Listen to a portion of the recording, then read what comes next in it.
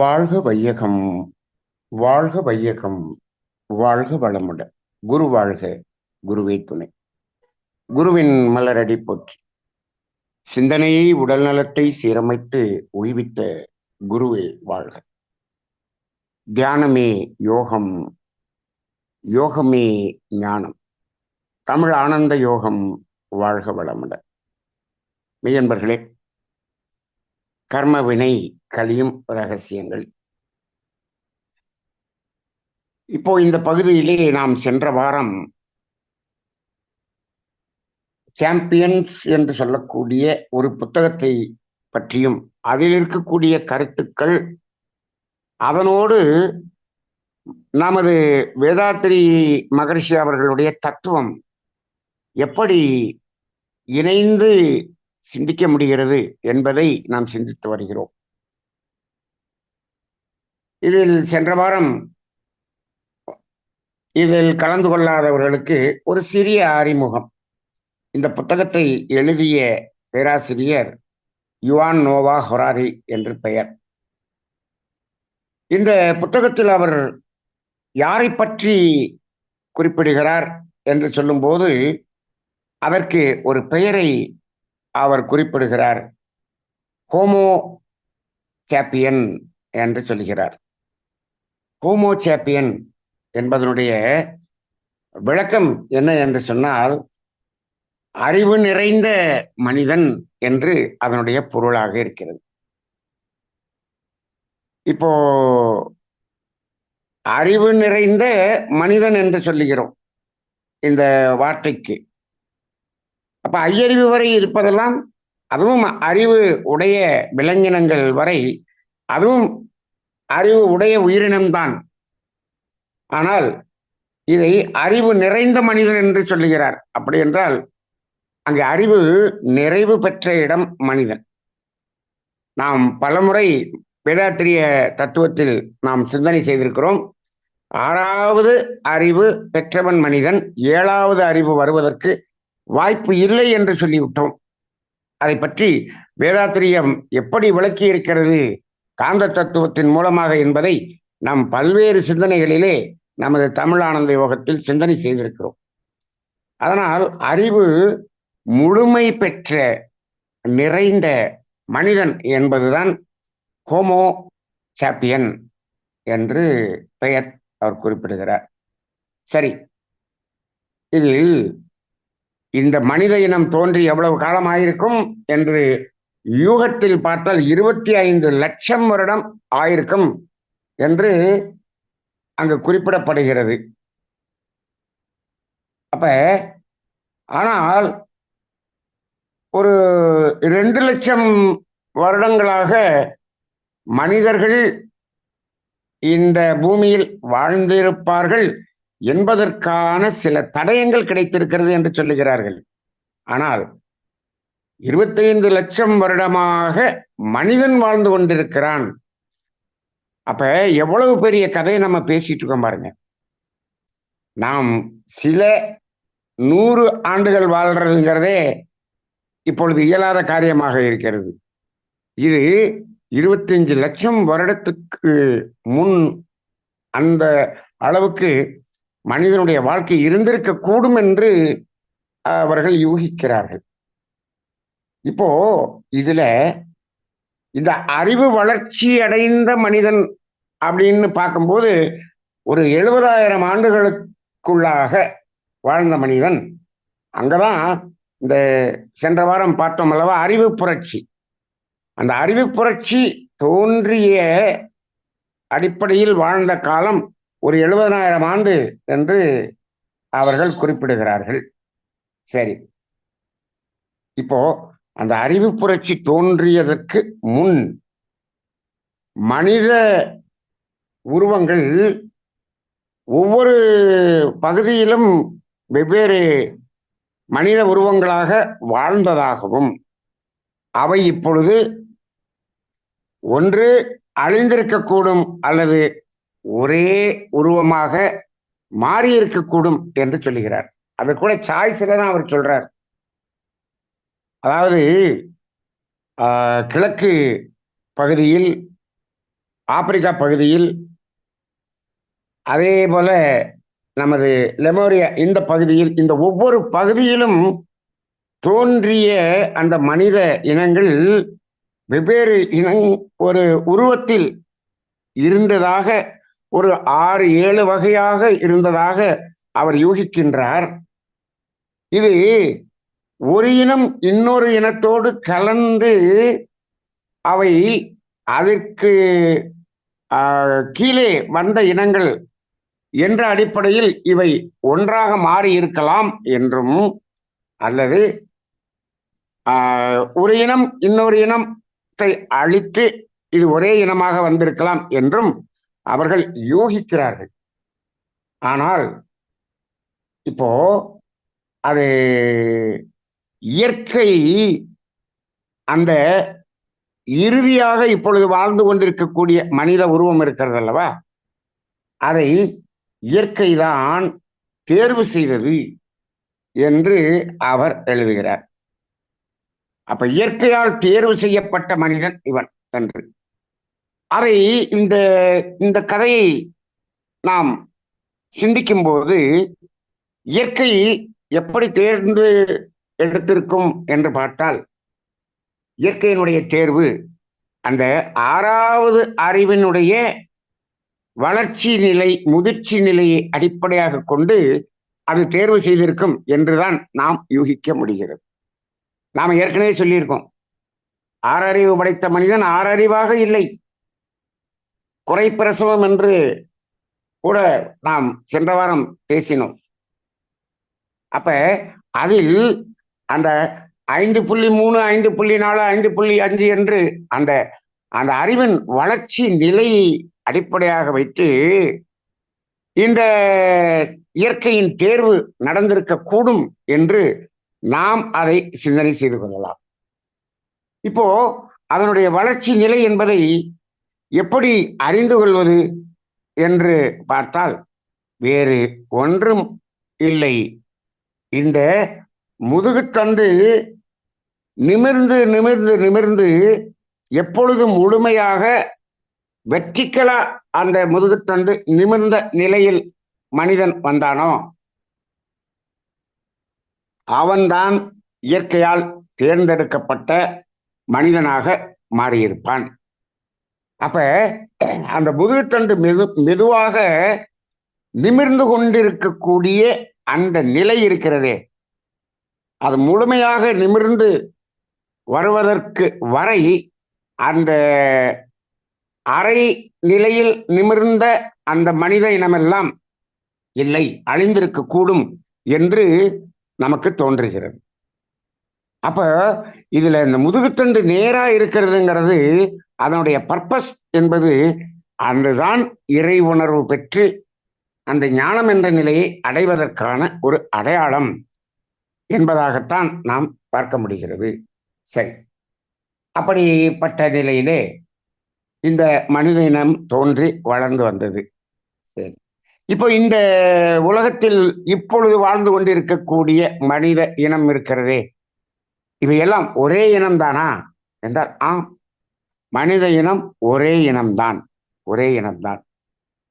இப்போ இது எல்லாம் இப்பொழுது மதம் என்ற பெயரில் எப்படியெல்லாம் பிரிந்து பிரிந்து இருக்கிறது, அதையெல்லாம் நாம உருவாக்கி கொண்டதாகத்தான் இருக்குமே தவிர இந்த மனித இனத்தில் எந்த வேறுபாடும் இல்லை. இது ஒரே இனம். ஒரே இனம் என்பதற்கு என்ன அடையாளம் என்று அறிவியல் ரீதியாக, விஞ்ஞான ரீதியாக நாம் சிந்தனை செய்து பார்த்தோம் என்று சொன்னால், விஞ்ஞானம் என்ன சொல்லுகிறது, ஒரே இனத்தைச் சேர்ந்த 2 உடல்கள் இணைந்தால் அங்கு இன்னொரு உடல் பிறக்கிறது, அது என்னாகிறது, சர்வைவல் ஆகிறது. அது மட்டுமல்ல, அது இன்னொரு உடலை உற்பத்தி செய்யக்கூடிய தகுதியை பெற்றிருக்கிறது என்று சொன்னால் அதையெல்லாம் ஒரே உயிரினம் என்று விஞ்ஞானம் சொல்லுகிறது. வேறு வேறு இனம் என்று சொன்னால் அந்த வேறு வேறு இனம் இணைந்தால் அங்கு ஒரு உடல் பிறப்பதற்கான வாய்ப்பு இல்லை. அப்படி பிறந்தாலும் பிறந்தவுடன் இறந்து விடுவதற்கான வாய்ப்பு தான் அதிகம். அப்படி இறந்து விடாமல் இருந்தாலும் அவை இருந்து கொண்டிருந்தால் அவை அடுத்து ஒரு குழந்தை, இன்னொரு பிறப்பை, இன்னொரு உடலை பெற்றெடுக்கக்கூடிய தகுதி இல்லாமல் ஆகிவிடும். இது விஞ்ஞானத்தால் நிரூபிக்கப்பட்ட ஒரு உண்மையாக இருக்கிறது. இப்போ இப்போ குதிரையும் கழுதையும் இணைந்து கோவேரி கழுதை என்று ஒன்று உருவாகி விடுகிறது. ஆனால் அந்த கோவேரி கழுதை என்பது இனப்பெருக்கம் செய்ய முடியாது என்று சொல்லுகிறார்கள். அப்ப வெவ்வேறு இனங்கள் என்று சொன்னால் அவை இணைந்தால் இந்த ஒரு அமைப்பு நடக்காது என்று சொல்லுகிறார்கள். இப்பொழுது நாம் இதை வைத்து நாம் இந்த சமுதாயத்தில் நாம் முழுமையாக உணர்ந்து கொள்ளலாம். வேறு வேறு மதத்தை சேர்ந்த இருவர் இணைந்து குழந்தை பிறக்கிறதா? பிறக்கிறது. அந்த குழந்தைக்கு குழந்தை பிறக்கிறதா? பிறக்கிறது. நாம் பார்த்து கொண்டுதானே இருக்கிறோம். அப்ப ஒரே இனம்தானே, ஒரே இனம்தானே. நாம் மதத்தால் நாம் என்ன பண்ணி கொண்டு இருக்கிறோம்? நாம் வேறுபாடாக சண்டையிட்டுக் கொண்டு இருக்கக்கூடிய ஒரு நிலை இருக்கிறது.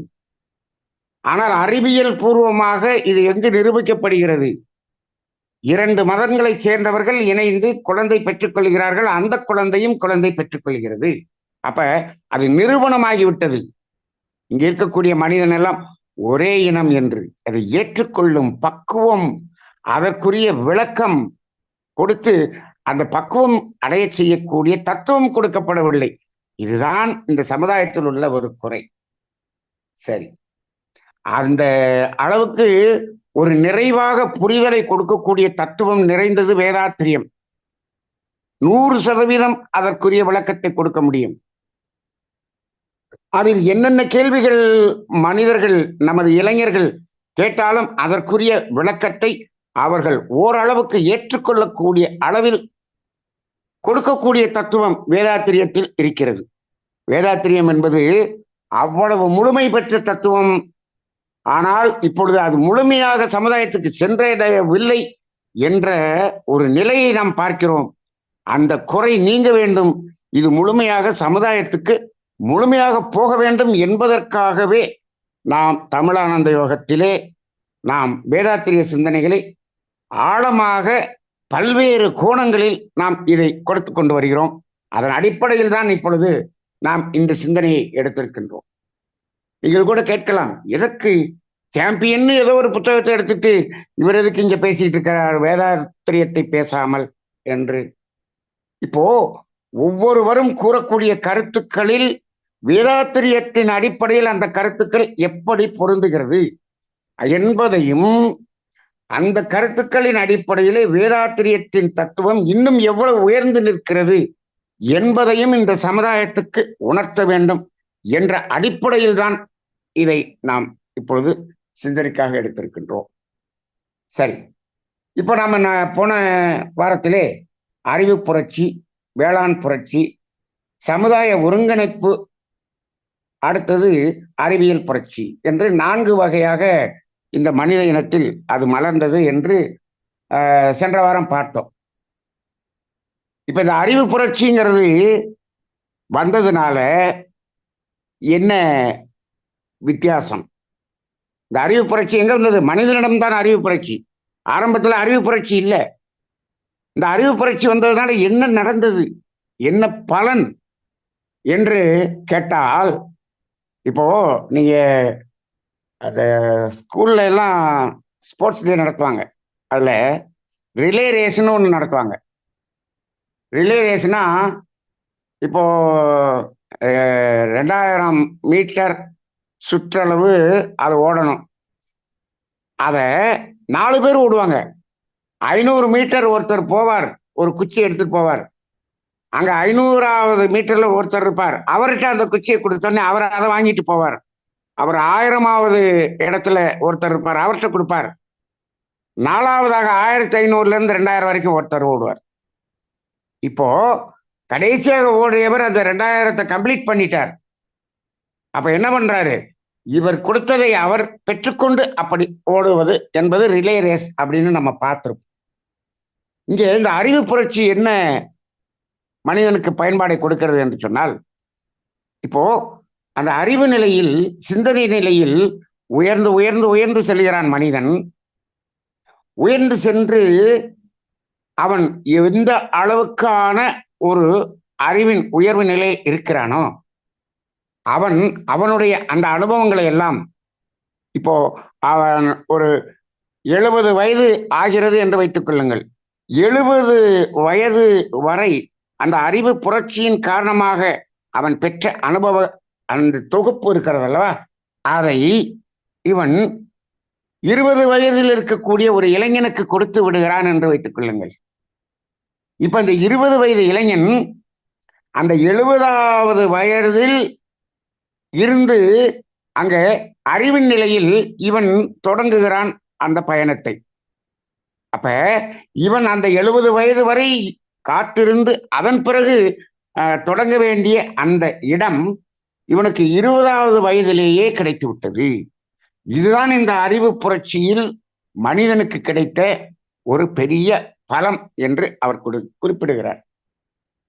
இதே இந்த வார்த்தைகளை, இந்த புத்தகத்தில் கொடுத்திருக்கக்கூடிய இந்த வார்த்தைகளை கேட்கும் பொழுது எனக்கு ஒரு ஞாபகம் வருகிறது. கிட்டத்தட்ட ஒரு 33 வருடங்களுக்கு முன் மகரிஷி அவர்கள் பிரம்மஞான வகுப்பு, அதாவது காந்த தத்துவ பயிற்சியோடு கூடிய ஒரு முழுமையான அந்த அகத்தாய் அதாவது அருள்நிதியர் பயிற்சின்னு கொடுப்பார்.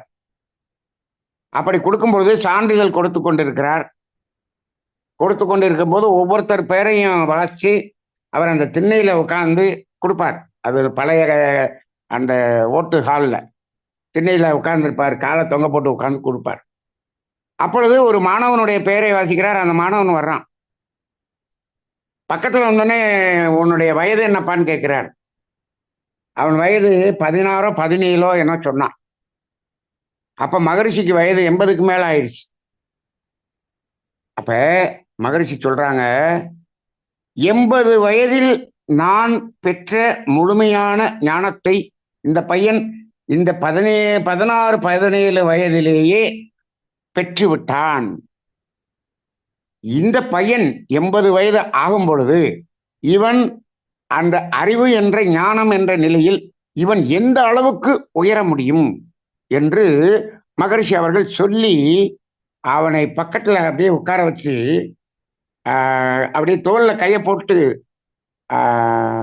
அதன் பிறகு அந்த சான்றிதழை அவனுக்கு கொடுத்ததை நான் அங்கிருந்து பார்த்து ரசித்தோம். அப்ப இதே கருத்தை மகரிஷி அவர்கள் எப்படி சொல்றார் பாருங்க. அப்ப இந்த இப்போ நமக்கெல்லாம் நம்மளுடைய இப்ப கேட்டுக்கொண்டிருப்பவர்களுடைய வயதெல்லாம் ஒவ்வொருத்தருக்கும் ஒவ்வொரு வயது இருக்கும். மகரிஷி அவர்கள் அவர் இருக்கும் வரை அவர் பெற்ற அனுபவங்கள், அத்தனை அறிவின் முதிர்ச்சி நிலை அத்தனையும் நமக்கு கொடுத்துட்டு போயிட்டார். இப்ப நம்ம என்ன பண்ணோம், இதை ஒரு ஒரு குறிப்பிட்ட ஒரு 3-4 வருடங்களுக்குள்ளாக அத்தனை தத்துவ அறிவையும் நாம் பெற்று விடுகிறோம். அங்கிருந்து நாம் தொடங்குகிறோம். மகரிஷி அவர்கள் கொடுத்து விட்டு அவர்களுடைய வாழ்க்கையை முடித்துக் கொண்டார்கள். அவர்கள் முடித்துக்கொண்ட வயது 96. அவர் 96 முடித்துக் கொண்டதை நாம என்ன பண்றோம், 36 வயதுல இங்கே தொடங்குகிறோம். அப்ப நாம் எவ்வளவு கொடுத்து வைத்தவர்கள். நிறைய பேர் நான் மகரிஷியை பார்க்கலையே அப்படின்னு நினைப்பாங்க. மகரிஷியினுடைய ஆன்மா என்ன சொல்லுகிறது, இதை உங்களுக்கு இப்பொழுதே கொடுத்து விட்டேன், இப்பொழுது இருந்து நீங்கள் பயணத்தை தொடங்குங்கள் என்று சொல்லுகிறார். இப்ப பயணத்தை தொடங்க வேண்டியதுதான் நம்மளுடைய வேலை.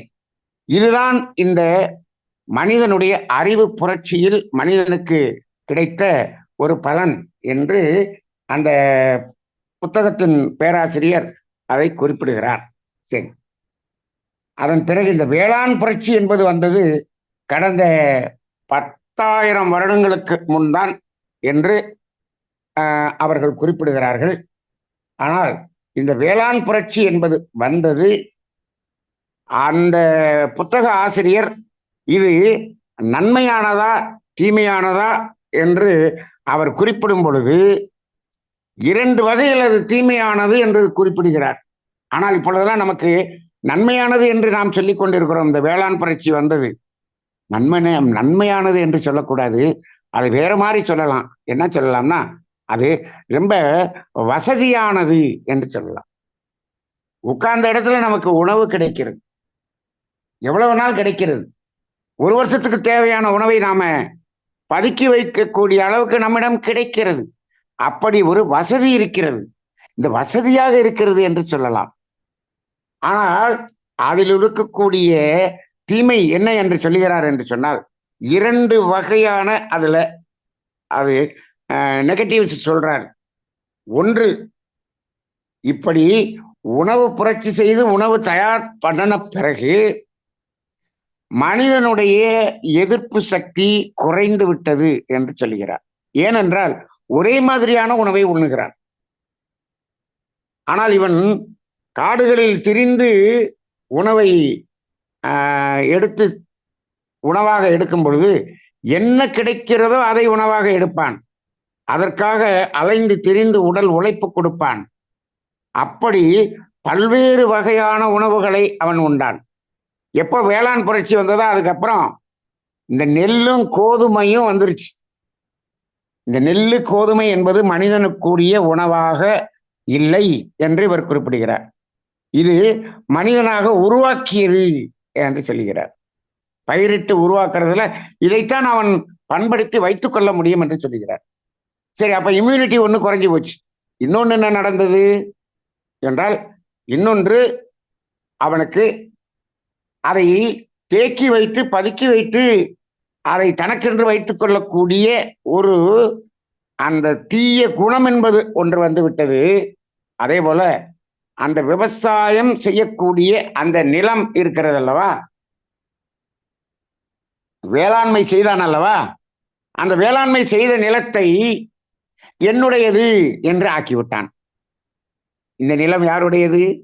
முதல்ல அவன் வேட்டையாடி போய் கிடைக்கக்கூடிய உணவை எடுத்து சாப்பிடும்போது அந்த நிலம் முழுவதும் இறைவனுடையது என்று நினைத்துக் கொண்டிருந்தான்.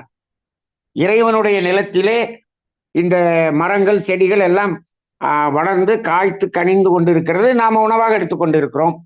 இறைவன் கொடுத்த உணவு என்று அப்படிதான் எடுத்துக்கொண்டிருந்தான். அப்ப வேளாண் புரட்சி என்று உணவு உற்பத்தி செய்யக்கூடிய ஒரு இடத்தில் உற்பத்தி செய்தான் அல்லவா, அதை உற்பத்தி செய்தவன் இது என்னுடைய இடம் என்று வச்சுட்டான். அங்கதான் என்னாச்சு, அந்த இடம் என்னுடையது என்று இப்ப எல்லாம் அது எந்த அளவுக்கு பட்டா போடுற அளவுக்கு வந்துருச்சு.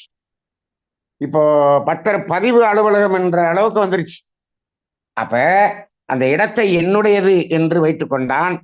அதில் விளையக்கூடிய பொருள்களை என்னுடையது என்று வைத்துக்கொண்டு அதை என்ன பண்ணிட்டான், வியாபாரம் செய்ய ஆரம்பித்து விட்டான். இங்கதான் இதுக்கப்புறம் தான் வியாபாரமே தொடங்குது.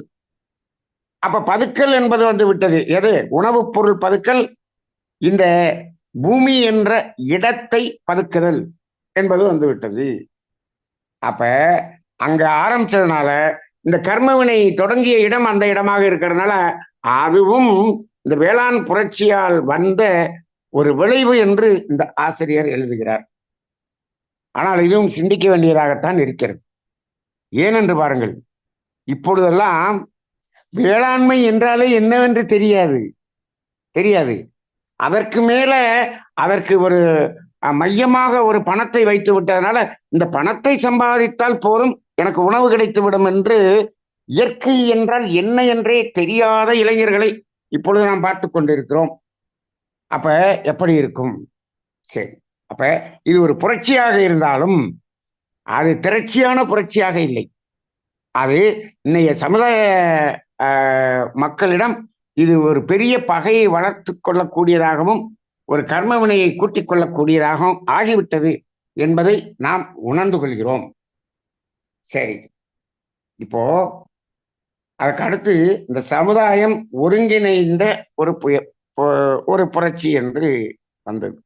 அதுக்கப்புறம் என்ன பண்றான், இந்த விவசாயம் செய்து வாழ ஆரம்பிக்கும் போது சமுதாயத்தை ஒருங்கிணைத்து ஒரு கூட்டமாக வாழறது அப்படின்னு. இப்ப பாருங்க, அதுல கூட அவர் ரொம்ப ரொம்ப தெளிவாக ஆராய்ச்சி செய்திருக்கிறார்.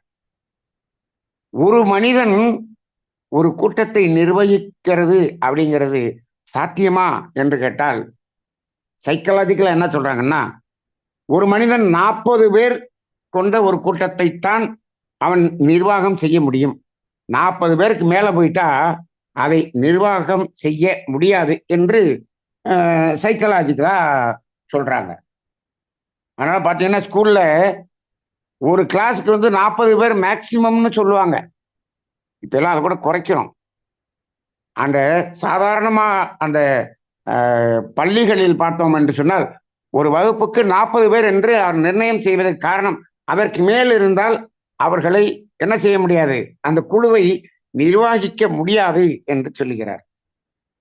ஆனால் இவன் சமுதாயத்தை நிர்வாகம் செய்யக்கூடிய அளவுக்கு அவன் என்ன பண்ணான், 4000 பேர், 4,00,000 பேர், 4 கோடி பேரை நிர்வாகம் செய்யக்கூடிய அளவுக்கு அந்த சமுதாய ஒருங்கிணைப்பை வளர்த்து விட்டான். அதை எப்படி வளர்த்தான், அதுக்கு என்ன பண்ணுனான் அப்படின்னு சொன்னா, அதுக்காகத்தான் அவன் என்ன பண்ணிட்டான்னா, அதுக்கு அதுக்கு அவன் ஒரு ஒரு மாயையாக, ஒரு நடுநிலையாக ஒன்றை கண்டுபிடித்தான். அதுதான் இந்த நாணயம், பணம் என்று ஒன்றை கண்டுபிடித்து அதை வைத்துக்கொண்டு, அது மட்டுமல்லாம கடவுள் என்ற ஒரு நம்பிக்கை கொடுத்து அதை நம்புகிறவர்களை எல்லாம் ஒன்றிணைத்து ஒரு சமுதாயமாக நிர்வாகம் செய்வது. அப்ப இவங்களை எல்லாத்தையும் ஒருங்கிணைத்து அவர்களை நிர்வகிப்பதற்கு நடுவுல பணம் என்ற ஒன்றையும் கடவுள் என்ற ஒரு நம்பிக்கையையும் வளர்த்து விட்டான். கடவுள் என்பது நம்பிக்கை, பணம் என்பதும் நம்பிக்கையா? பணம் என்பதும் நம்பிக்கைதான். பணம் என்பது உண்மையா? உண்மையா? இது எப்ப தெரியும்? நம்ம சில வருடங்களுக்கு முன்னாடி 1000 நோட்டு வச்சிருந்தோம். திடீர்னு ஒரு நைட்டு 8 மணிக்கு என்ன வந்துச்சு நியூஸ், இன்னைக்கு நைட்டு 8 மணில இருந்து இந்த 1000 நோட்டு செல்லாதுன்னு வச்சிருச்சு. அந்த 1000 ரூபாய்க்கு எவ்வளவு மதிப்பு இருந்துச்சு அன்னைக்கு நைட்டு, அதனுடைய இது என்னாச்சு? அது அது அது ஒண்ணும் ஆகாத, ஒண்ணுக்கும் இல்லாத பேப்பர்னு சொல்லிட்டாங்க. அப்ப இந்த 1000 ரூபாய் என்பது 1000 ரூபாயா, நம்பிக்கையா? அது ஒரு நம்பிக்கையை தானே கொடுத்து வச்சிருந்தான். அதே போலதான் கடவுள் என்று ஒன்றை வைத்துக்கொண்டு, அவன் நம்பிக்கையை வைத்துக்கொண்டு ஒரு மதம்னு வச்சுட்டு அந்த மதத்துல எல்லாத்தையும் ஒருங்கிணைத்தான். இந்த பணத்தையும் இந்த கடவுள் என்ற பெயரை வைத்த மதத்தையும் வைத்துக்கொண்டு இவர்களை எல்லாம் ஒருங்கிணைத்தான் என்று சொல்றார். இதற்காக வந்ததுதான் அந்த ஒருங்கிணைப்பு என்று சொல்கிறார். சரி, அப்படி வந்த பிறகு, அப்படி வாழ்ந்த பிறகுதான், அந்த சமுதாயமாக வாழ்ந்த பிறகுதான், அந்த விவசாயம் என்று வாழ்ந்த பிறகுதான் என்ன மாறியது என்று சொல்லுகிறார்கள். அந்த வானியல் ஜோதிடம் என்பது மலர்ந்தது என்று சொல்லுகிறார்கள். எதற்காக இந்த வாணிபம் ஜோதிடம் என்பது வளர்ந்தது? வானியல் என்றால் இந்த விவசாயம் செய்வதை எப்பொழுது செய்ய வேண்டும், எந்த காலத்தில் செய்ய வேண்டும். அப்ப எந்த காலத்தில் வெயில் காலமாக இருக்கும், எந்த காலத்தில் மழை காலமாக இருக்கும், எப்பொழுது பயிர் பண்ண வேண்டும், எப்பொழுது அறுவடை செய்ய வேண்டும், இதெல்லாத்தையும் தெரிஞ்சுக்கணும். அப்படிங்கிறதுக்காக என்ன பண்ணான், அப்ப இந்த சந்திரனையும் சூரியனையும் வைத்து இந்த காலத்தை கணித்தான். காலத்தை கணித்து அந்த முதல்ல சந்திரனை வைத்து கழிக்கும் பொழுது அது சரியா வரல.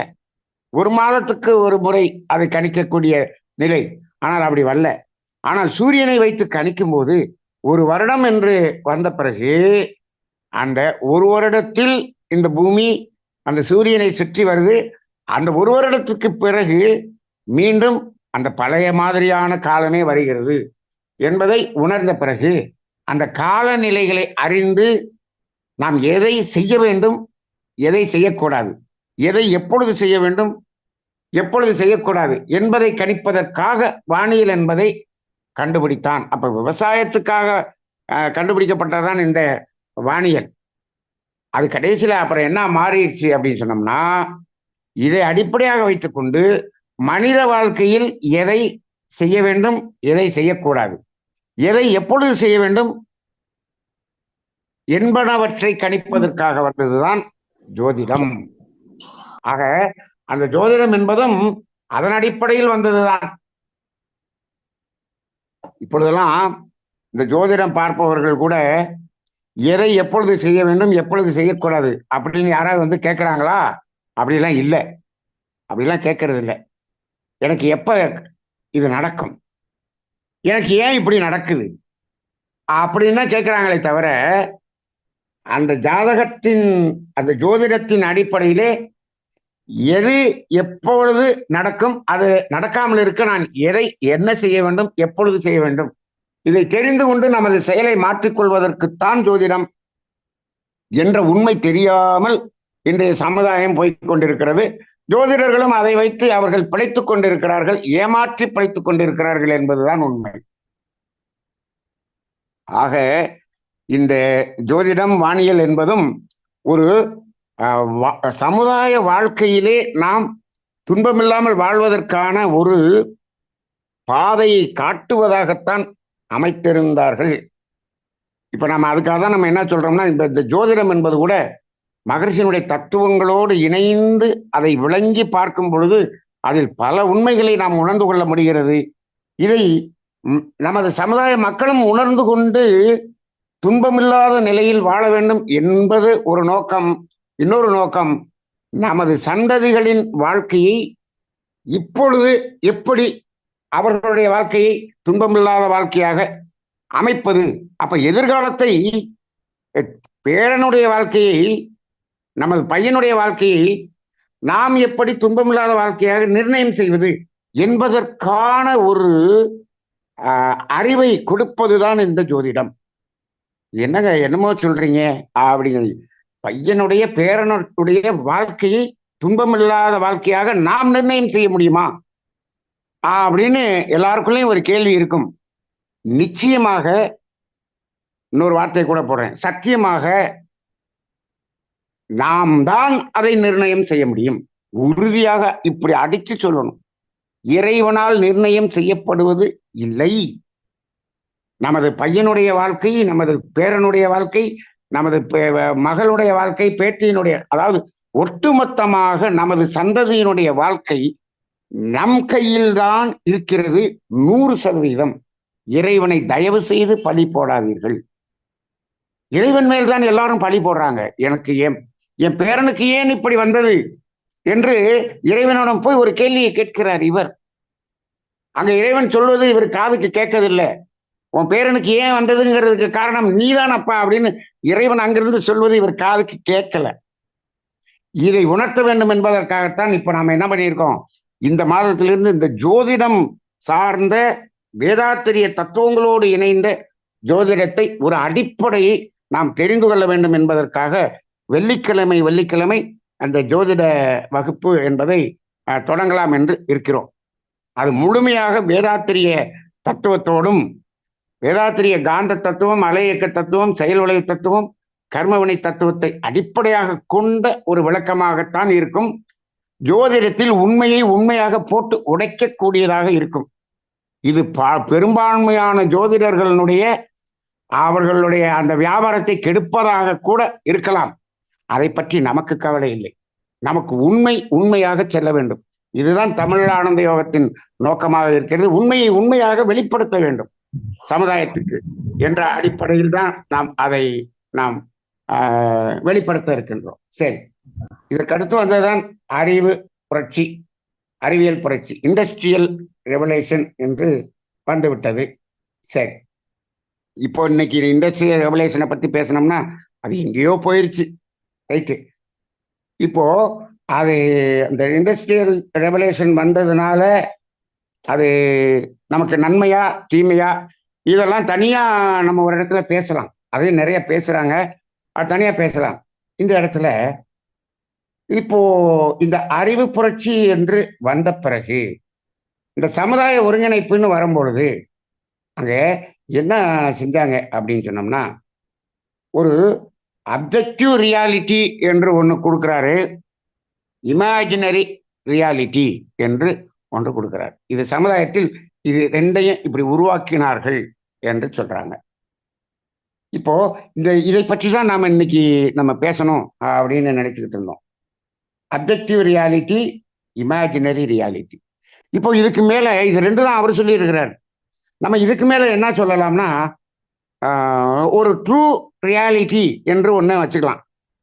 அப்ஜெக்டிவ் இமேஜினரிங்கிற எடுத்துட்டு ரியாலிட்டி, வெறும் ரியாலிட்டி என்று ஒன்றை எடுத்துக்கொள்வோம். Reality objective reality, imaginary reality, இப்படி 3 எடுத்துப்போம். இதை வைத்துக்கொண்டு நாம் சிந்தனை செய்வோம். இப்போ ரியாலிட்டி அப்படின்னு சொல்றதுக்கும் அப்ஜெக்டிவ் ரியாலிட்டிக்கும் என்ன வித்தியாசம் அப்படின்னு நம்ம பார்த்தோம்னா, இது அந்த புத்தகத்தில் அவர் குறிப்பிடப்படவில்லை. அந்த அளவுக்கு அவர் அதில் விளங்கிக் கொள்ளவில்லை என்றுதான் அர்த்தம். இப்ப இதை நாம எப்படி பேசுறோம் அப்படின்னு சொன்னோம்னா, வேதாத்திரியத்தை அடிப்படையாக கொண்டு பேசுகிறோம். வேதாத்திரி மகரிஷி அவர்கள் இந்த புத்தகத்தில் இருக்கக்கூடிய தத்துவத்தை விட பல மடங்கு உயர்ந்த ஞானத்தை நமக்கு கொடுத்திருக்கின்றார்கள். இப்போ ரியாலிட்டி அப்படின்னு சொன்னா என்ன? அது எப்பொழுதும் இருக்கக்கூடியது, மாறாமல் இருக்கக்கூடியது, நிலையாக இருக்கக்கூடியது, எல்லாம் வல்லது, எங்கும் உள்ளது, இப்படி எத்தனையோ வார்த்தைகள் சொல்றோம் இல்லையா? அப்படிப்பட்ட ஒன்றைத்தான் ட்ரூ ரியாலிட்டி, உண்மை ரியாலிட்டி. அப்ப அது எதுவாக இருக்க முடியும் இந்த பிரபஞ்சத்தில் என்று சொன்னால், அந்த சுற்றவெளியாகிய இறை வெளி இருக்கிறது அல்லவா, அதுதான் ட்ரூ ரியாலிட்டி. இதை நாம் என்ன செய்ய முடியாது? புலன்களால் பார்க்க முடியாது, இல்லை என்று சொல்லவும் முடியாது. அப்ப இதை மனதால் தான் உணர முடியும் என்று ஞானிகள் சொல்லுகிறார்கள், மகரிஷி அவர்களும் சொல்லியிருக்கிறார். உணரத்தான் முடியுமே தவிர புலன்களால் பார்க்க முடியாது அப்படின்னு ஒன்ன சொல்லிதான் அந்த இறைநிலை என்பதை விளக்குகிறார்கள். ஆனால் அது நிலையானது, எப்பொழுதும் மாறாதது. அப்ப அதான் ரியாலிட்டி. சரி, அந்த அசையாத வெளியிலிருந்து வந்தது என்ன? அணு தோன்றியது, அணு நெருங்கி பஞ்சபூதங்களானது என்று சொல்லுகிறோம். இப்ப அந்த பஞ்சபூதங்களின் கூட்டுதான் உயிரினங்கள் என்று சொல்லுகிறோம்.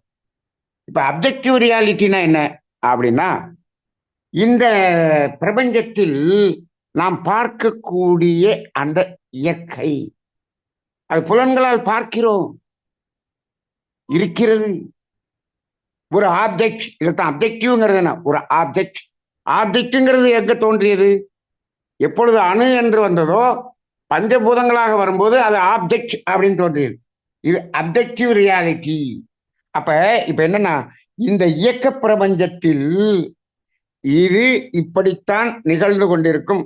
இது அப்ப அதனுடைய நிகழ்வு நிகழ்ந்து கொண்டு இயங்கிக் கொண்டு இருக்கிறது அல்லவா, இது அப்ஜெக்டிவ் ரியாலிட்டி.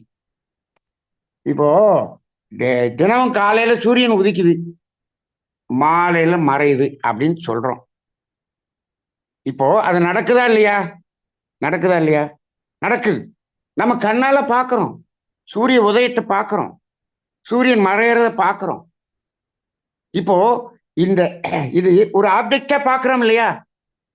அப்ப சூரிய அஸ்தமனம் ஒரு ஆப்ஜெக்டா பாக்குறோம், அது நடந்து கொண்டு இருக்கிறது. இதுதான் அப்ஜெக்டிவ் ரியாலிட்டி. அது ரியாலிட்டி, அது நடந்து கொண்டு, அது இல்லைன்னு சொல்ல முடியுமா? இன்னைக்கு திடீர்னு நியூஸ்ல சொல்றாங்க, என்ன சொல்றாங்க? நாளை 27ஆம் தேதி சூரியன் உதிப்பது இல்லை, இன்று ஒரு நாள் மட்டும் சூரியன் வராது அப்படின்னு ஒரு நியூஸ் சொல்லிட்டாங்கன்னு வச்சுங்க. சரி, நாளைக்கு சூரியன் வராது போல் இருக்கு அப்படின்னு நீங்க முடிவு எடுக்க முடியுமா? இது ஏதாவது செய்ய முடியுமா? இல்லை, அது வந்தே தீரும், அது வந்தே தீரும். ஆனா சூரியன் எங்க காணோம்? அது காலையில வந்துரும்பா, அது வந்துகிட்டு தான் இருக்கும், மறைந்து கொண்டுதான் இருக்கும். அப்ப இப்போ இப்ப இந்த புவியீர்ப்பு விசை அப்படின்னு ஒண்ணு இருக்கு. சூழ்நிலத்து மாற்றினால் இந்த பூமி இழுக்குதுன்னு சொல்றோம். அப்ப இன்னும் ஒரு வாரத்துக்கு புவியீர்ப்பு விசை அது இனிமே இருக்காது, நிறுத்தி வைக்கப்படுகிறது அப்படின்னு ஏதாவது சொல்ல முடியுமா? அது இருந்து கொண்டேதானே இருக்கும், இருந்து கொண்டேதானே இருக்கும். அப்ப எது இந்த பூமி? அப்ப ஒரு ஆப்ஜெக்ட், இந்த பிரபஞ்சத்தில் இருக்கக்கூடிய, இந்த இயக்கத்தில் இருக்கக்கூடிய இந்த பிரபஞ்சம், கோள்களுக்குள்ளாக இருக்கக்கூடிய அத்தனை உயிரினங்கள். இப்போ ஒரு விதையை போட்டோம், அது முளைச்சுதான் வரும். வரும், மரமாக மாறும், மரமாக மாறணும்னே பூ பூக்கும், அது காய் காக்கும். இதெல்லாம் அப்ஜெக்டிவ் ரியாலிட்டி. அப்ப இல்ல, இது முளைக்கும்னு நம்புறோம், இது பூக்கும்னு நம்புறோம். நம்புறோமா? முளைக்குமா? விதையை போட்டாச்சு, அது முளைக்கும்னு நான் நம்புறேன். மரம் வளர்ந்துருச்சு, இது பூக்கும்னு நம்புறேன், காய்க்கும்னு நம்புறேன். நம்புறோமா? இல்லை, இது மரமாக வளர்ந்து விட்டது, அது காலத்தில் பூ பூக்கும், அது காய் காய்க்கும். இது ஒரு அப்ஜெக்டிவ் ரியாலிட்டி. அப்ப இந்த அப்ஜெக்டிவ் ரியாலிட்டிங்கிறது இப்படிதான் இருக்கிறது. ஒரு நதி ஓடிக்கொண்டிருக்கிறது, ஒரு நதி ஓடிக்கொண்டிருக்கிறது, பார்க்கிறோம். ஒரு தண்ணி, திரும்பவும் பார்க்கிறோம், அதே இடத்தில் அதே போல தண்ணி. ஆனால் அந்த இடத்துல முதல்ல பார்த்த தண்ணி அங்கிட்டு போயிருச்சு, அதுக்கு பின்னாடி வர்ற தண்ணி வந்துகிட்டு இருக்கு. இப்ப முதல்ல பார்த்த தண்ணி அங்க போயிருச்சே, அப்ப நதி அங்க போயிருச்சு இல்லையே? ஆனால் இருந்து கொண்டே தானே இருக்கிறது. அது அது போனாலும் இங்கிட்டு வந்து கொண்டே இருக்கும், அது போய்கொண்டே இருக்கும். ஒரு அருவியில் தண்ணீர் விழுந்து கொண்டு இருக்கிறது, அந்த அருவியில நம்ம பார்க்கும்போது விழுந்த தண்ணி அங்க போயிருச்சு, ரொம்ப தூரம் போயிருச்சு. ஆனால் அருவி அருவியாக இருந்து கொண்டே இருக்கிறது. எப்படி? அது வந்து கொண்டே இருக்கிறது, விழுந்து கொண்டே இருக்கிறது, ஓடிக்கொண்டே இருக்கிறது. இதெல்லாம் அப்ஜெக்டிவ் ரியாலிட்டி. சும்மா உதாரணத்துக்கு 2 3 சொல்லியிருக்கோம். இது போல சொல்லணும்னா அப்ஜெக்டிவ் ரியாலிட்டி நிறைய இருக்கு, நிறைய இருக்கு. இதெல்லாம் அப்ஜெக்டிவ் ரியாலிட்டி என்று சொல்லுகிறார்கள். அப்ப நம்ம என்ன எடுத்துக்கலாம்னா, சுத்தவெளி என்பது ட்ரூ ரியாலிட்டி. அது இயங்கி அந்த இயக்கத்தில் இருக்கக்கூடிய இந்த இயக்க பிரபஞ்சம் இருக்கிறது அல்லவா, இன்க்ளூடிங் நம்ம உடம்பையும் எடுத்துக்கங்க. அப்ப அதையும் எடுத்துக்குவோம். நம்ம இட்லி சாப்பிட்டோம், அடுத்த நாள் என்ன ஆகுது? அது மோசனா அது போயிடும், மோசனா போகும், மோஷன் வரும், சாப்பிட்டா மோஷன் வரும், தண்ணி குடிச்சா யூரின் வரும். இதெல்லாம் நம்ம நேர பார்த்துக்கிட்டு இருக்கோம். எல்லாமே அப்ஜெக்டிவ் ரியாலிட்டி. சரி, இப்போ அதுக்கு அடுத்தது இமேஜினரி ரியாலிட்டி என்று ஒன்றை மனிதன் உருவாக்குகிறான். இந்த இமேஜினரி ரியாலிட்டிங்கிறது 5 அறிவு விலங்கினங்களுக்கு கிடையாது. 5 அறிவு வரை அந்த அப்ஜெக்டிவ் ரியாலிட்டி உண்டு. ஆனால் இந்த இமேஜினரி ரியாலிட்டிங்கிறது மனிதனிடம் மட்டும்தான் இருக்கிறது. இதுதான் இந்த அறிவு புரட்சி, வேளாண் புரட்சி சமுதாயமாக ஒருங்கிணைந்தான் அல்லவா, அதுக்கப்புறம் தான் இவன் இந்த இமேஜினரி ரியாலிட்டின்னு ஒண்ணு கொண்டு வரான்.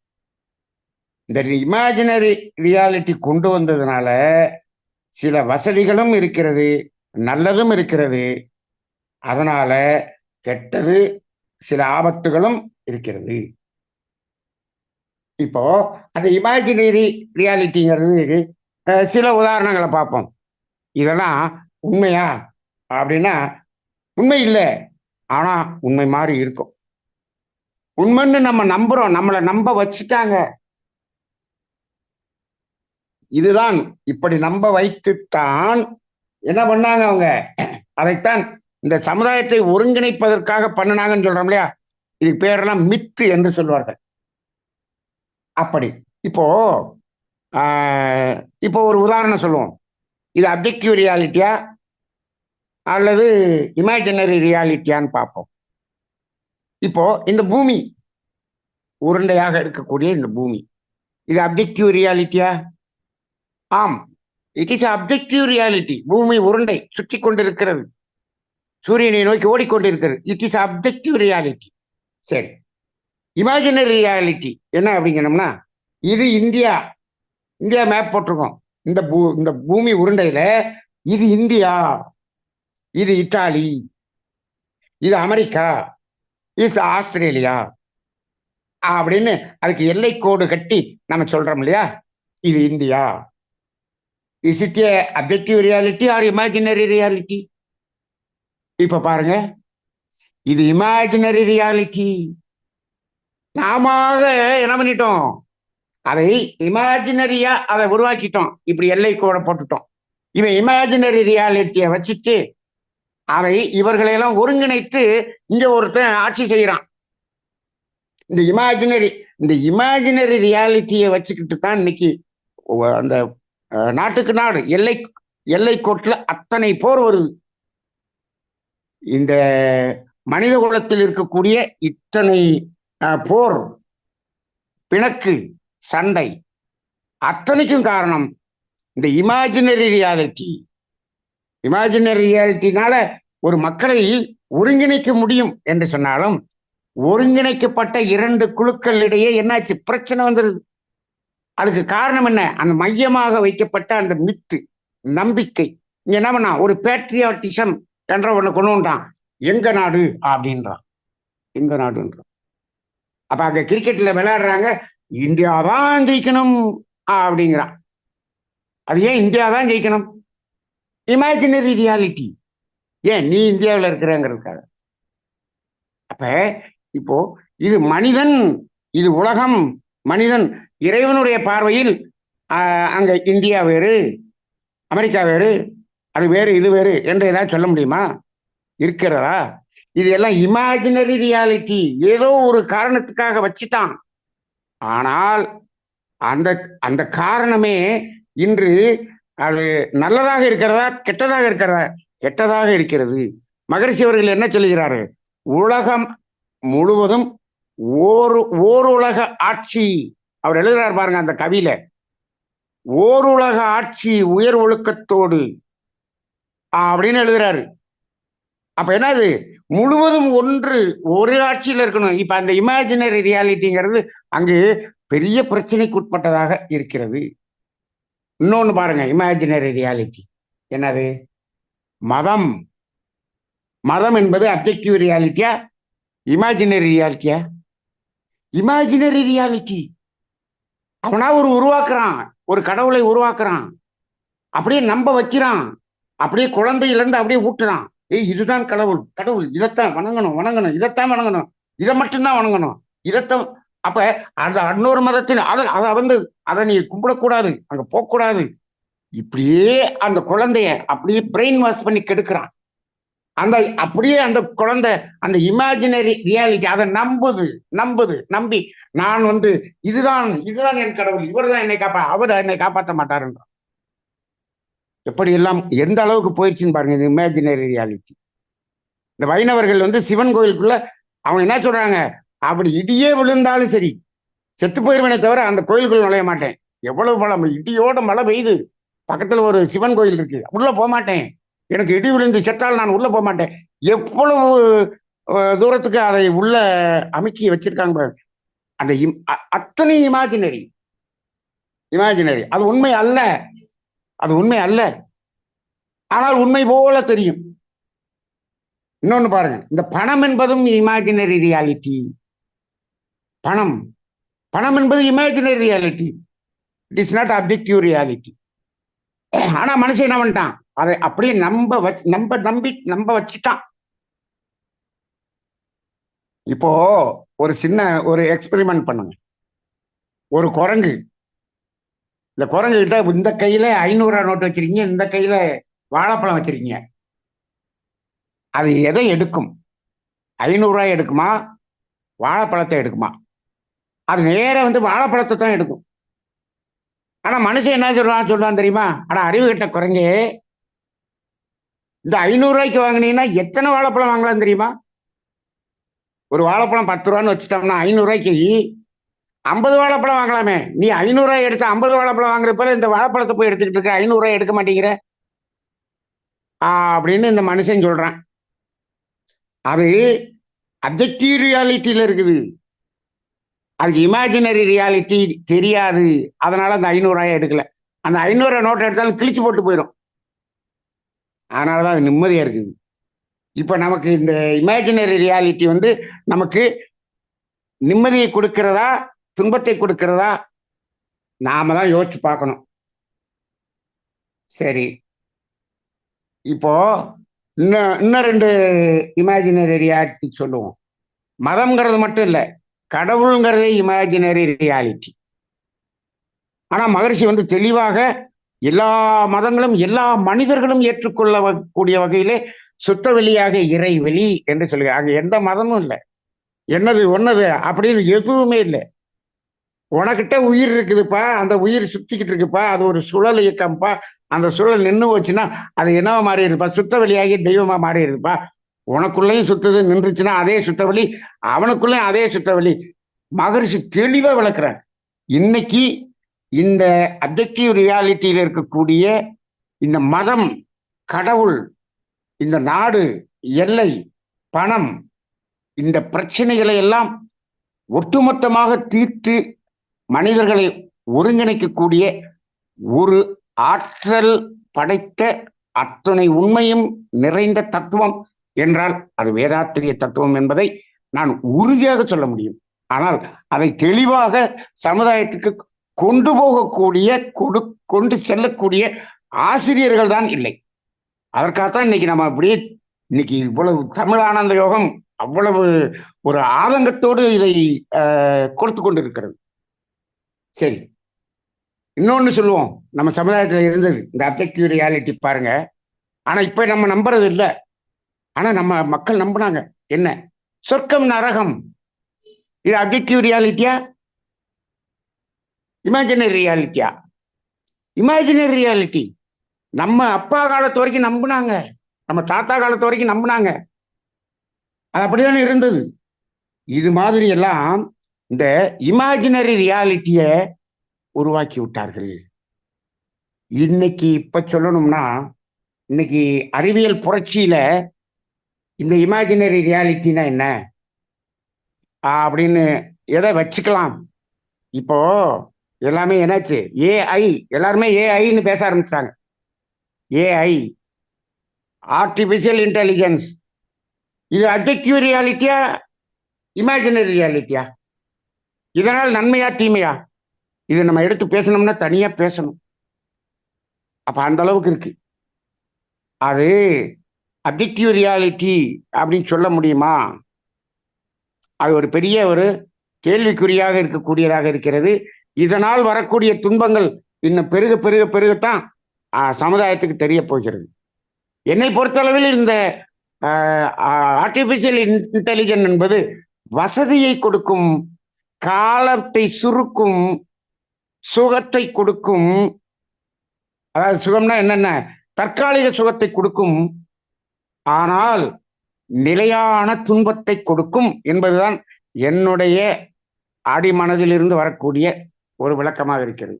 எல்லாமே எதுவெல்லாம் உங்களுக்கு சுலபமாகவும் வசதியாகவும் இருக்கிறதோ அவை எல்லாமே துன்பம்தான். ஆனா மனுஷன் என்ன பண்றான்? அதைத்தான் விரும்புறான். இன்னும் சீக்கிரம், இன்னும் சீக்கிரம், இன்னும் சீக்கிரம்னு விரும்புறான். இந்தியாவுக்கு வந்து 2 நாள் தான் ஆகுது. அன்னைக்கு ஒரு நாள் ரோட்ல போறேன், அப்படியே நான் அப்படியே உரசிட்டு நான் முன்னாடி போறேன், அப்படியே வண்டியை அப்படி ஓட்டிட்டு போறேன். எனக்கு 3 மாசமா அந்த அனுபவம் இல்லை. சருன்னு போறாங்க. அப்படி எனக்கு அப்படியே தோணுகிறது. எனக்கு என்ன தோணுச்சு, அப்படி போறவங்களெல்லாம் பார்த்துட்டு, ஐயோ அவங்க எல்லாம் என்ன இப்படி போறாங்க? ஓ, நான் தான் முதல்ல சாக போறேன், நான் சீக்கிரம் சாக போறேன் அப்படின்னு சொல்லிட்டு ஓட்டிட்டு போற மாதிரி இருக்கு. எதுக்குப்பா இவ்வளவு வேகம்?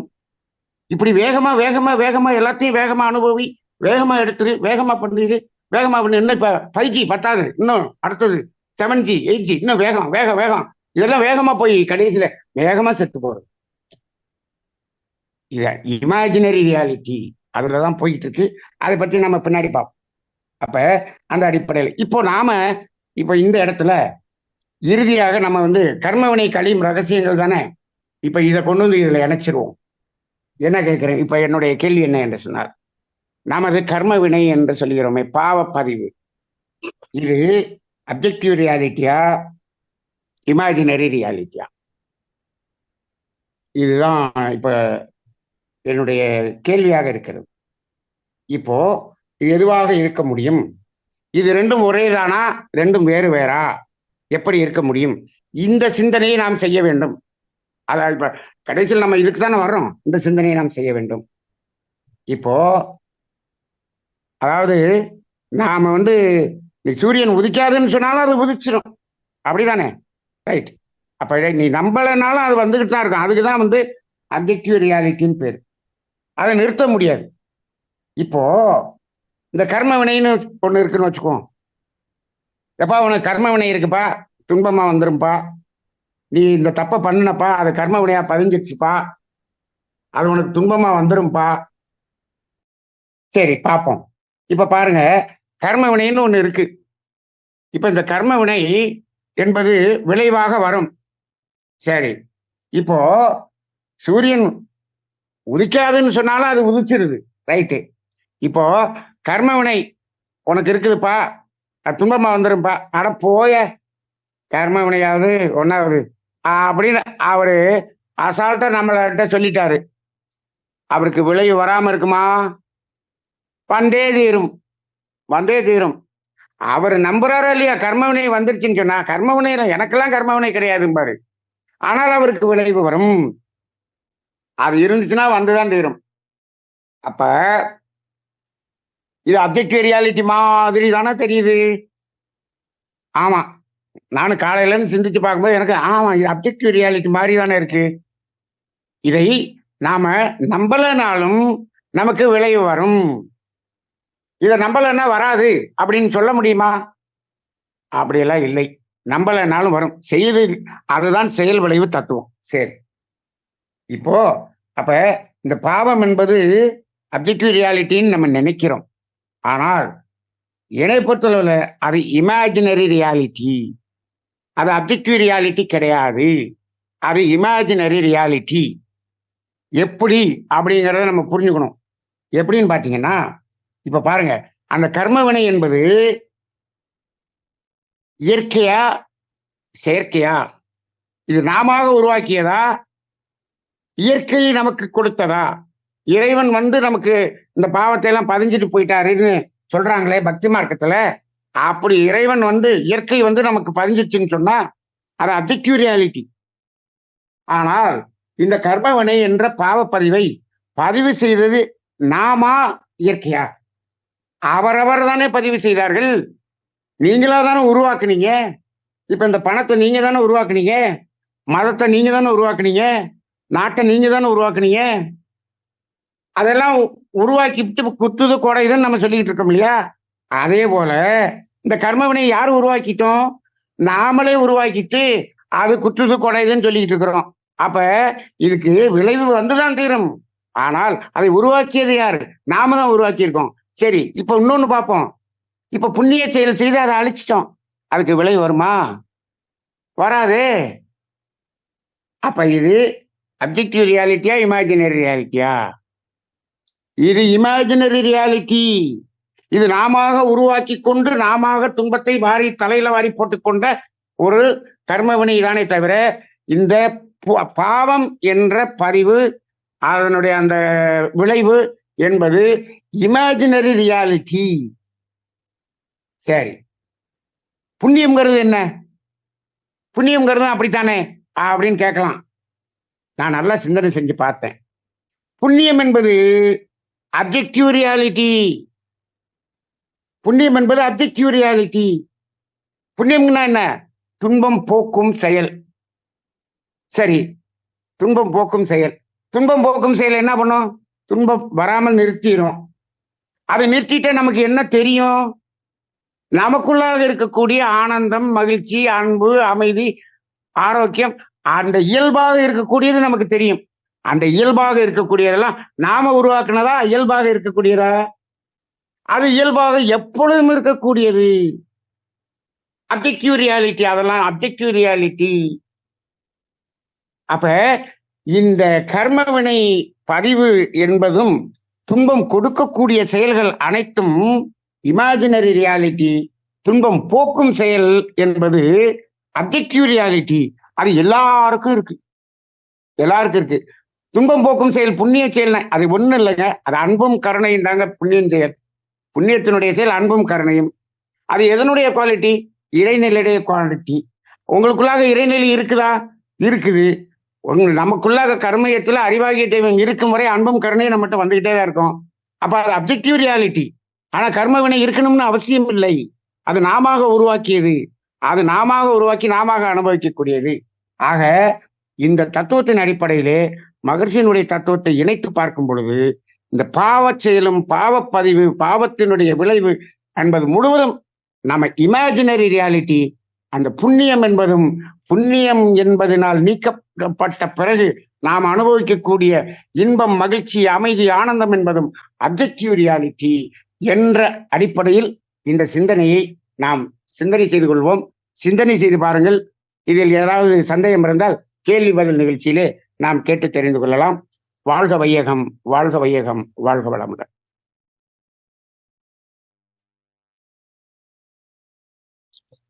தியானமே யோகம், யோகமே ஞானம். தமிழ் ஆனந்த யோகம். வாழ்க வளமுடன். ஐயா அவருடைய உரை வேறு விதமாக சிந்தனை தூண்டும் வகையில் இன்று இருந்தது. ஐயா அவர்களை வாழ்த்து பின்பு அதை பற்றிய சுருக்கத்தை நாம் காணலாம். ஐயா அவர்கள் அருட்பேராற்றல் கருணையினால் நீண்ட ஆயுள், நிறை செல்வம், உயர் புகழ், மெய்ஞானம் பெற்று ஓங்கி வாழ்க வளமுடன். ஐயா அவர்களது அன்பு குடும்பம் வாழ்க வளமுடன். ஐயா அவர்களது ஆன்மீக தொண்டு வாழ்க வளமுடன். ஐயா அவர்கள் இன்று அந்த புத்தகத்தில் அடுத்து 2 புரட்சிகளை பற்றி இன்று விளக்கமாக கூறினார்கள். அதில் அறிவியல் புரட்சி மற்றும் வேளாண்மை புரட்சியை பற்றி இருந்தது. அறிவியல் புரட்சி என்பது மனிதன் இனம் தோன்றி 25 லட்சங்கள் என குறிப்பிட்டுள்ளது அந்த புத்தகத்தில். ஆனால் மனிதன் 6வது அறிவில் முழுமை பெறவில்லை. அறிவு புரட்சி என்பது 70,000 ஆண்டுகளுக்கு முன் தோன்றியதாக இருக்கிறது. நாம் முதுகு தண்டு நேராக நிமிர்ந்து வளர்ந்தது காரணம் அறிவில் முழுமை பெறுவதற்காக என்று ஐயா குறிப்பிடுகிறார்கள். மகரிஷி ஐயா அவர்கள் கொடுத்த வேதாத்திரியம் என்பது முழுமையானது. நம்முடைய அறிவில் முழுமை அதில் கொண்டுள்ளது. அதை நாம் உலகத்தில் உள்ள அனைவருக்கும் கொண்டு செல்ல வேண்டும். அதுதான் நம்முடைய தலையாய கடமையாக இருக்கிறது. இந்த தமிழ் ஆனந்த யோகத்தில் ஐயா அவர்கள் அதற்கான முயற்சியை மட்டுமே எடுத்து பேசிக் கொண்டிருக்கிறார்கள். வேளாண்மை புரட்சியில் மனிதன் மிகவும் வசதியாக வாழத் தொடங்கினான் என்பதுதான் உண்மை. அதில் 2 வகையான தீமைகள் இருக்கிறது. மனிதனுடைய எதிர்ப்பு சக்தி குறைந்து விட்டது. அவனுடைய தேக்கி வைத்து தனக்கென்று வைத்துக் கொள்ள தீய குணம் மற்றும் வேளாண்மை செய்த நிலம் தன்னுடையது என்று கூற ஆரம்பித்து விட்டான்.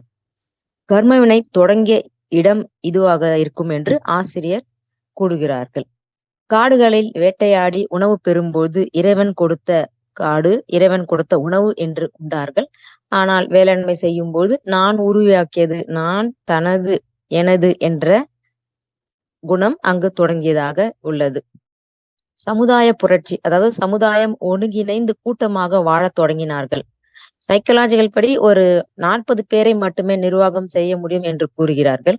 ஆனால் இப்பொழுது 4 லட்சம் பேரை பணம், ஜாதி அந்த கோட்பாடுகளில் வைத்து அவர்கள் நிர்வாகம் செய்கிறார்கள் இப்பொழுது உள்ள தலைவர்கள். மகரிஷியுடன் தத்துவங்களை ஜோதிடமும் ஒன்றிணைத்து நாம் அடுத்த தலைமுறையினர்கள்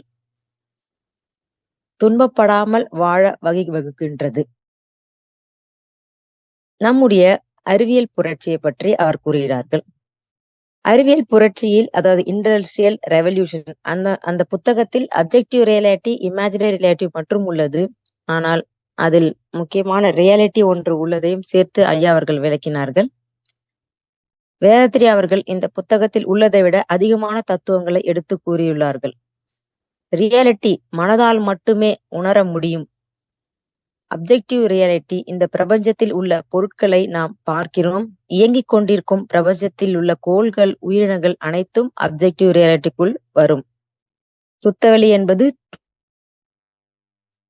இமேஜினரி ரியாலிட்டி, மனிதன் உருவாக்குகின்றான். 5 அறிவு வரை உள்ளவர்கள் விலங்கினங்களுக்கு இது பொருந்தாது, இது கிடையாது. இதனால் நல்லதும் கெட்டதும் உள்ளது என்கிறார் ஐயா. பூமி என்பது அப்ஜெக்டிவ் ரியாலிட்டி, இந்தியா என்பது இமேஜினரி ரியாலிட்டியாக எடுத்துக்காட்டாக கூறி நமக்கு புரிய வைக்கிறார் ஐயா அவர்கள். அதில் பணம் என்பதும் இமேஜினரி ரியாலிட்டி, ஜாதி, மதம் இது அனைத்துமே இமேஜினரி ரியாலிட்டி. அடுத்ததாக நிறைவாக ஐயா அவர்கள் கர்ம வினையோடு இதை நிறைவு செய்தார்கள். கர்ம வினை என்பது எதில் அடங்கும்? அதாவது நாம் பாவம் செய்கிறோம் என்பது, பாவம் என்பது இமேஜினரி ரியாலிட்டி. புண்ணியம் என்பது அப்ஜெக்டிவ் ரியாலிட்டி. துன்பம் உண்டாக்கும் செயல்கள் அனைத்தும் இமேஜினரி ரியாலிட்டி.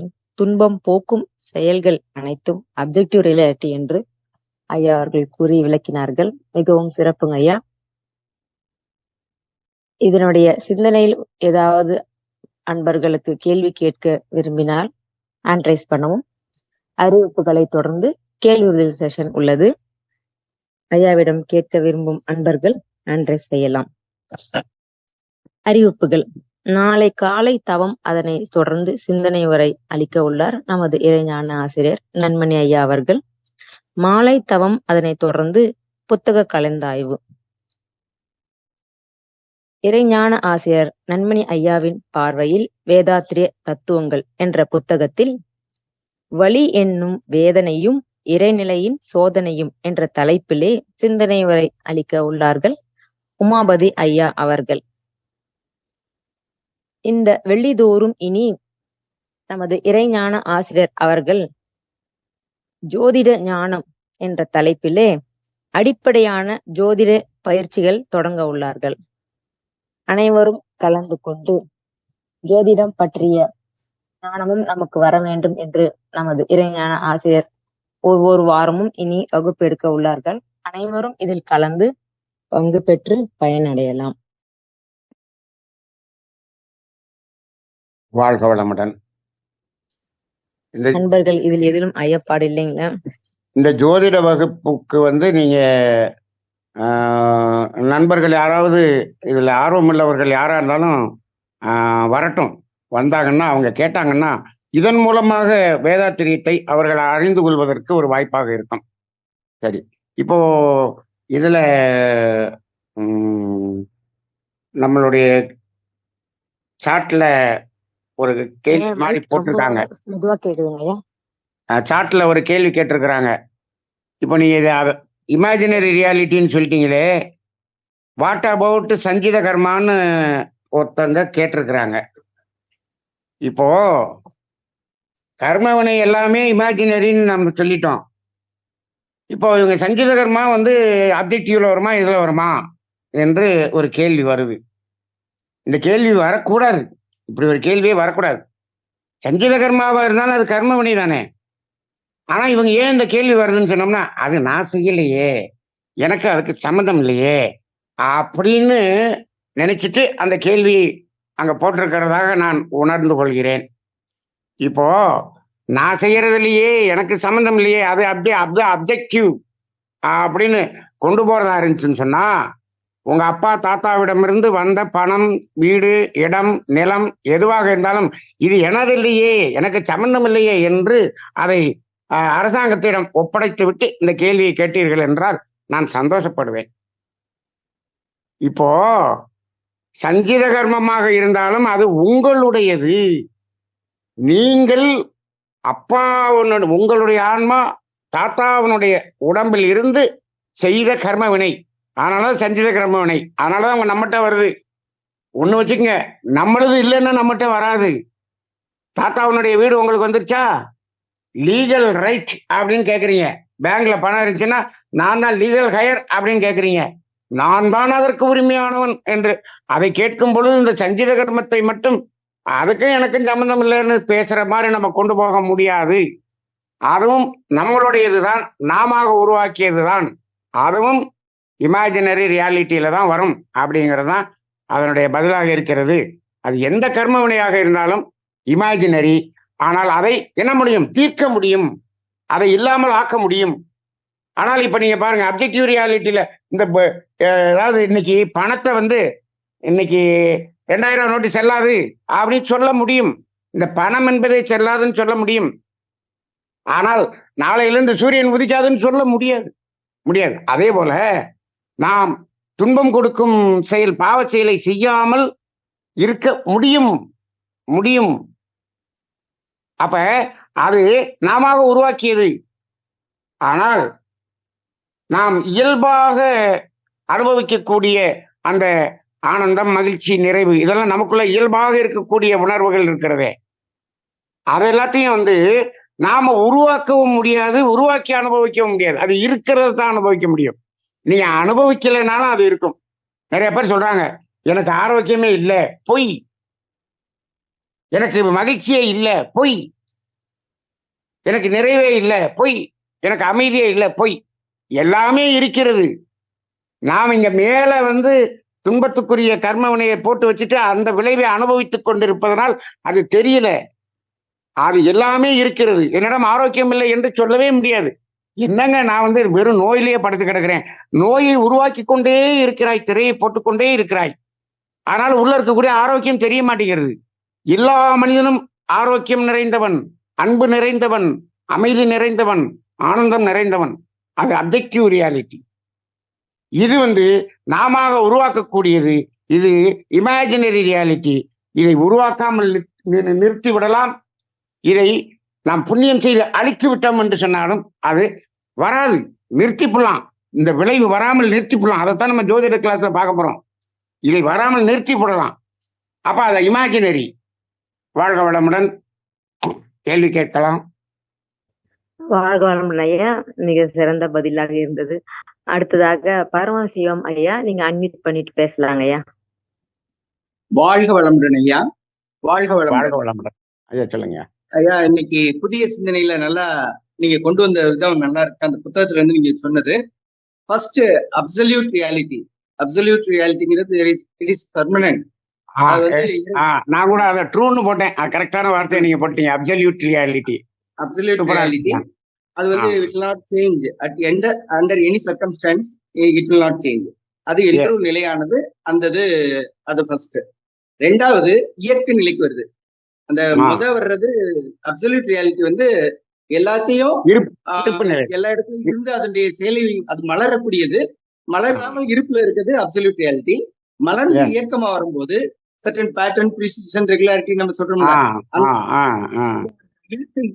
உட்பட்டு இயங்கக்கூடிய அனைத்துமே இரண்டாவது நம்ம சொல்லக்கூடிய ஆமா அப்சல்யூட் ரியாலிட்டி. அதுக்கப்புறம் அப்ஜெக்டிவ் ரியாலிட்டி. மூணாவது நம்ம மனிதன் தனது தேவைக்காக, அவனது வசதிக்காக அவன் பலவிதமான செயல்களை செய்கிறான். அது இயற்கைக்கு முரணாக, இயற்கைக்கு ஒத்து வராம அதனுடைய தான் என்ற ஒரு உணர்வோடு தனது வசதிக்காக, தனது சந்ததியினர் வசதிக்காக என்று செய்யக்கூடிய மூன்றாவது அந்த அடுத்த நிலை, அதைத்தான் நம்ம இமேஜினரி ரியாலிட்டி அப்படின்னு நான் புரிஞ்சுக்கிறேன். இது சரிதான். அதேதாங்க. அந்த அந்த வெறும் ரியாலிட்டிங்கிறத நான் ட்ரூ ரியாலிட்டின்னு போட்டேன். நீங்க எனக்கு அந்த வார்த்தை எனக்கு தெரியல, நீங்க கரெக்டா கொடுத்துட்டீங்க. Absolute reality, objective reality and imaginary reality. சரியா வருது. நன்றிங்க. ஒரு சிந்தனை எல்லாம் கிடைக்க நாங்களாம் கொடுத்து வச்சிருக்கோம்யா. உண்மையிலேயே அதாவது எல்லை இல்லாம அப்படியே விரிஞ்சுக்கிட்டே போகுது நமது சிந்தனை. நமது அறிவுடைய செயல்பாடு சரியான பாதையில விரிந்து கொண்டு இருக்கிறது. எனக்கு ரொம்ப மகிழ்ச்சியா. ரொம்ப நன்றி.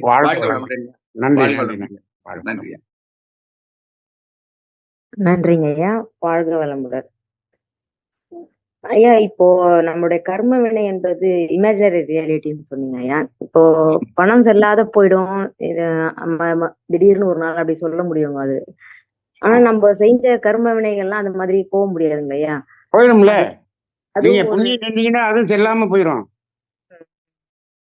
அவ்வளவுதான். இப்ப பாவ பதிவு இருக்குது.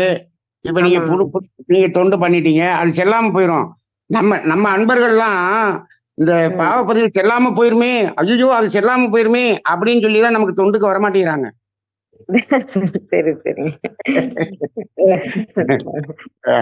நம்ம புண்ணியம் செய்தால் அது செல்லாமல் போய்விடும்.